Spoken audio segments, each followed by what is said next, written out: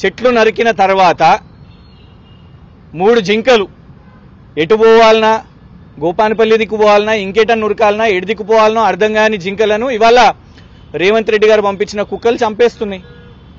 మరి వాటి మీద ఏమన్నా కేసు అయిందా? సల్మాన్ ఖాన్ అనే నటుడు ఒక జింక మీద వేట చేసిండని ఆయన మీద 30 సంవత్సరాల నుంచి కేసు నడుస్తున్నది. మరి ఇక్కడ 3 జింకలు ఇప్పుడు చనిపోతే దానికి బాధ్యులు ఎవరు? దాని మీద విచారణ జరగాలి కదా. జింకల ఫోటోలు పెడితేనే, జింకలు చనిపోతున్నాయని ఫోటోలు పెడితేనే కేసులు అయితే మరి జింకలు ఎవరి కారణం వల్ల చనిపోతున్నాయి? మేమన్నాం జింకలు ఉన్నాయని, మమ్మల్ని కాదండి, సుప్రీంకోర్టు గారు పంపించిన, సుప్రీంకోర్టు జడ్జి గారు పంపించిన హైకోర్టు రిజిస్ట్రారే చెప్పారు, లిఖిత పూర్వకంగా చెప్పారు. జింకలు చూసినాము, నెమళ్ళు చూసినాము, 100 ఎకరాలు నరికేసిన చెట్లను కూడా చూసినామని.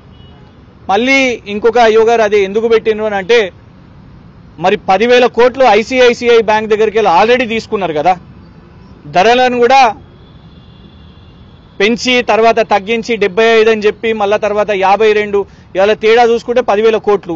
దీని గురించి చర్చిస్తలేరు.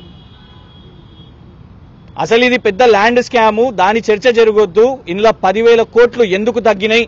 ఆల్రెడీ ఐసిఐసిఐ బ్యాంక్ దగ్గర ఒక అడవిని ఇవాళ సుప్రీంకోర్టు కేసు దేని మీద పెట్టింది? పేరు కంచగచ్చిబౌలి ఫారెస్ట్, దాని పేరు మీద ఇవాళ కేసు నడుస్తున్నది.